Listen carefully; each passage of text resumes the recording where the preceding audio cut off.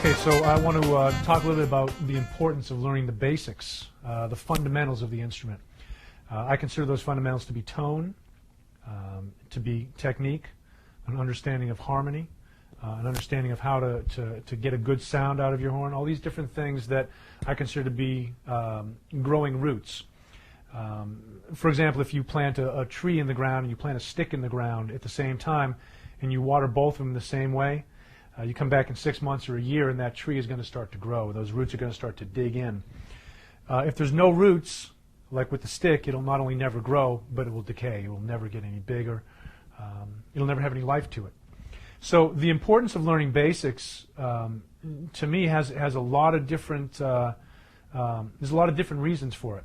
As you progress as a musician, you'll eventually get to a point where if you haven't worked on these things, you'll have to stop and go back and work on these things. So the idea of developing those roots is a lifelong process. You go from the sapling all the way eventually to the oak tree. And if you think about trying to pull out a tree that's got roots in the ground, those roots go much, much deeper into the ground than what you actually see up above. And that's where the strength is. So there's more below than really what's above. So when you're soloing, when you're playing music, that foundation has to be there. That has to have a real strength to it, and it has to be continually nurtured. So I think that working on tone, again, scales, different forms of technique, understanding how to arpeggiate through chords, meaning 1, 3, 5, and 7 of every major scale, every minor scale.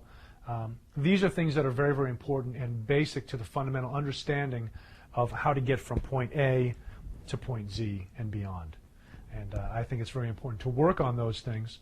I definitely recommend trying these at your next rehearsal, when you're warming up or working on stuff, or during your next practice session.